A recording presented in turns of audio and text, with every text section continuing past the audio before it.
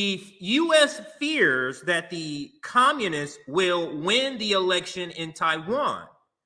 Pro-China political parties are leading the polls in Taiwan, and if these parties win in 2024, they will peacefully join China, which is not to the liking of the United States. Now, there is another tweet I want to read, and then it's on the same video. This is from Mint Press News. Shout out to Mint Press. And then we'll play the video. It's like 30 seconds, and then we'll comment. Mint Press says, quote, "We don't support Taiwan's independence," end quote. And that is coming from Anthony Blinken, which is very surprising considering some of the things that have happened over the last year, including when Nancy Pelosi went over there. But the tweet goes on to say, U.S. Secretary of State Anthony Blinken eats humble pie in Beijing, walking back previous reckless statements of aging U.S. President Joe Biden about the status of Taiwan. So now I'm going to go ahead and play the video, which is, I mean, it has to be embarrassing for the United States and him, because they realize these damn, and this is a thorn in their side again, the communists, another thorn in their side, damn communists, because that's the ones who are sort of voting to reunite with China on the Taiwan Island. Yeah, this segment is really good. We covered Blinken making a similar statement at on Nick at Night, but the fact that he's doubling down on this show that the U.S. State Department really is walking back. And a lot of people misunderstood Biden's initial comment because Biden's an old idiot and he's not technical like the United States State Department wants them to be. So I explained how the United States have engaged in maybe the last decade or so in strategic ambiguity on Taiwan. Like, it's literally a strategy where their official statement is that Taiwan is part of China and we support the one China policy. But they act in a completely different way. But whenever you talk about China, Taiwan, you say we support the one China strategy while you arm Taiwanese separatists. As Nancy Pelosi and then Kevin McCarthy meets with Taiwanese leaders, as you engage with aggressive military operations against the Chinese government in their own waterways in Taiwan, as you violate their own principles and engaging with Taiwanese separatists. So you do that while doing public statements saying, oh, no. What are you talking about? We acknowledge Taiwan as China. We're not being the aggressors here. It's China. You guys see the trick? You guys see how the U.S. is fucking slime balls? Where they purposely trying to mislead, and they call it strategic ambiguity because they want China to fuck up. They want China to misread the United States. So whenever the United States does something aggressive, the United States says, no, come on, man. We acknowledge Taiwan as China. We acknowledge you. Come on, why are you bitching? And China like, no, you're saying that, but Nancy Pelosi's men with Taiwanese separatists. You're literally arming Taiwan. They're like, no, what are you talking about, man? We believe in Taiwan and China as they continue to fuck shit up. Yeah. Right? Anyway, that's my preface to this video because Biden was not supposed to say that he would engage militarily with Taiwan. He was not with China and Taiwan. He was not supposed to say that, even though we know the United States want to do that. That's why it's such a massive gaffe. Because remember, political gaffes are when they tell the truth. So Joe Biden told the truth on what the United States intend to do, which was a massive blow between China and United States relations. Another blow between United States and China relationship was the trips between Kevin McCarthy and Nancy Pelosi. China was mocked, even I mocked them. Like, their response to Nancy Pelosi going to Taiwan was militarily and geopolitically weak, but it really destabilized the China-U.S. relationship. In the Biden administration, through the gestures and through these press conferences, is trying to not make peace with China, but they are trying to maintain the face position. They want to be considered the good guy in the shade of China. But with Biden saying they will go to war with Taiwan, they can't do that. That's why people like Blinken had to clean this up. So anyway, sorry, that's my long explanation about what's going on here, but let's play the video.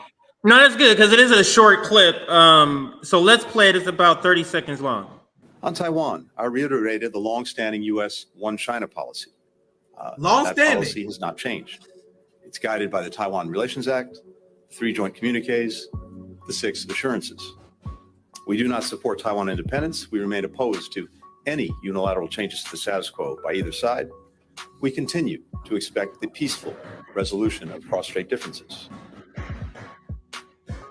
And it stops there, and that's all we need, because this is such a walk back, and I think they're getting ahead of the story because they know what's coming. They know the vote is going to be overwhelmingly, or at least they're going to win. Maybe I shouldn't say overwhelmingly, but they know the vote to peacefully rejoin China, it's coming. They have boots on the ground. They have people on the ground who can get, you know, a gauge what's coming, and they know overwhelmingly, and they blaming the communists. The communists on the ground there. Go ahead. They can't get away with the lie forever, guys. The lie that Taiwan wants to leave China, and they're very sneaky about this. When the mainstream media or whenever anti-China liberals talk about this issue, they'll say, you know, polls show that 80% of Taiwan want to maintain independence from China. These polls are saying that the Taiwanese people want to maintain the status quo because they benefit economically with the current relationship they have with China. The current status quo is, yes, the Chinese allow the Taiwanese government to have independence. The threat to that is the Taiwanese separatists that the West have backed up, and they got political power because they have money and influence. And the United States backed them up because of that. But among the Taiwanese people, and it was shown in the last election, they want peace. The last thing Taiwanese people want is to become the new Ukraine. So yes, you are running to Taiwanese people who are like, yeah, I will strongly oppose strong China reunification. But the status quo is what they support. They do not want the West to separate Taiwan and China the way the West is trying to do. So that's why liberals, they always repeat this very misleading poll where they say 80% Taiwanese want independence. So that means China is wrong for what they're doing. No, what they missing out is the poll said that 80% of Taiwanese people want the status quo. Then they twist it to be anti-China. The status quo is what they want to maintain. They don't want what the Taiwanese separatists want. I do have a second clip. It's about a minute long. Let's listen to Carl Zahn. He's asked about this right here, and it's a 9-minute video, but we're only playing the 60 seconds of his answer because they talk about other stuff too. But let's listen. I'm joined now in the studio by political analyst and historian and the host of the Silk and Steel podcast, Carl Zahn. Now, maybe this is why he's in Moscow, because you say he's everywhere. Maybe he already had appearance scheduled. Yeah, it's like, bro, this boy is every time I see Carl Zahn, he's fucking everywhere. I'm jealous as hell. Go ahead. Yeah. So let's listen. Great to have you here in studio, in person, and in Moscow, of course. Now, let's start out with this trip by Blinken. How would you assess the importance of the U.S. Secretary of State's visit to China? It's obviously very important because Blinken's trip has been long anticipated, and both sides have treated as a very important event. But Confucius said, listen to one's words, but watch one's actions. So what we need to wait to see is what action U.S. will take upon the completion of Blinken's trip. I think that's really more important.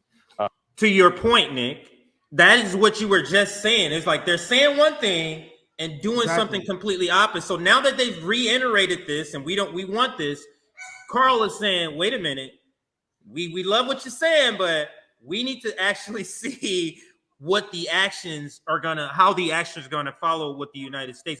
All right, so I have one more receipt we can play on Taiwan because we have done countless propaganda reports now covering unhinged segments over Taiwan and China, and you guys seen the proper left position on this channel. We explained to you guys why the neocons is wrong, what they're getting wrong historically. We have broke this down many times. On Nick at Night on Wednesday on our Grand Return show with Zoya's Life, scared shit out of me. But they blew a balloon. We had like, damn, man. But anyway, we covered some more anti-China unhinged propaganda. And we do the propaganda reports because I think they're very important. We need proletariat pushback against these corporate media neocon talking points. And I know people say this all the time, oh, who watches that? Boomers and Gen X do. So we can't say what Jamie and Russell Brand can say. You know what I mean? They got massive audiences, right? Yes. Way more people watches Fox News. Way more people watch Morning Joe than watch our show. Like, we can't do that shit where they're like, way more people watch our show than watch them. That Russell Brand, he can flex on the motherfuckers, right? We can't do that. Way more people watches unhinged anti-China propaganda unchecked than you get debunking of it. Like, if you take Danny Haiphong, our channel, if you get look Carlos Zahn, you still got way more anti-China unhinged propaganda when you look at the entire right-wing media sphere, when you look at Fox News, MSNBC, if you combine all of it, they got more influence to overall culture, which is why these segments are so important, which is why I do them over almost every show. This is why I don't mind us dedicating 2 hours to these topics, because Americans are unbelievably propagandized. This is why I'm glad that we say this for later in the show. Despite everything we just told you, we just did a segment on Wednesday, laughing at Fox News for melting down at Chinese aggression in the South China Sea. They was like, how dare China challenge us in the South China Sea? But their propaganda works, though. It works. Look at this. You got country boomers and Gen X. People say in response to this poll, they're like, well, who do they poll? Does it really matter? We all know polls are shit.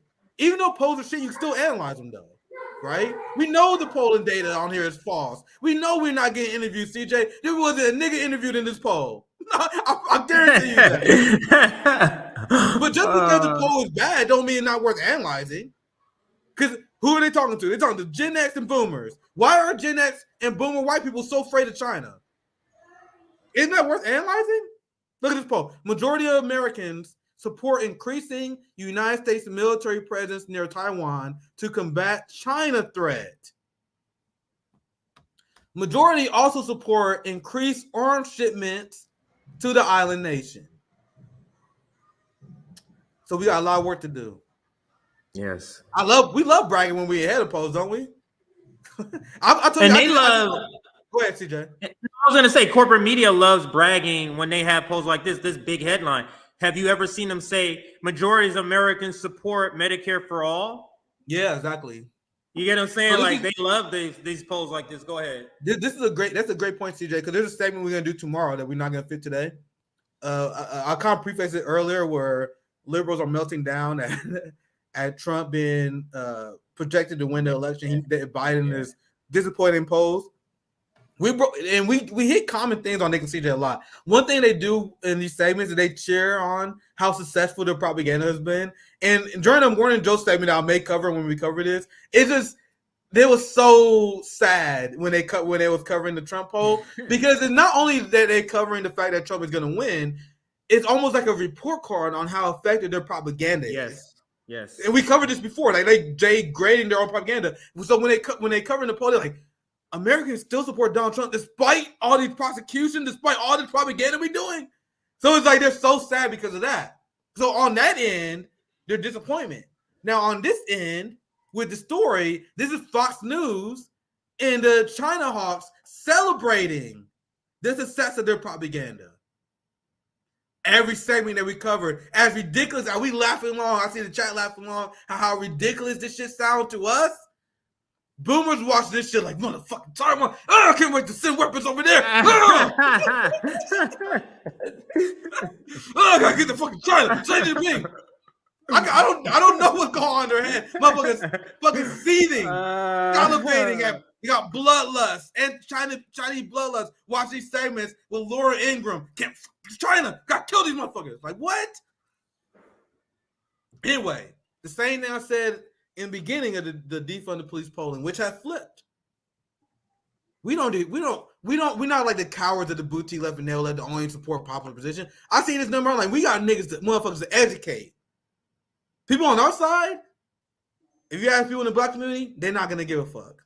I promise you. So everyone, when I tweet this out, because this is a response to my tweet, a lot of people were saying, yeah, like this one bullshit, the poll is shit.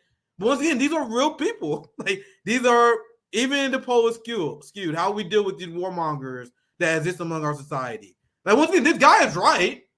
This guy is right who call out how the poll is probably garbage. But this is Fox News poll and their propaganda worked among their targeted audience, which I think is worth breaking down.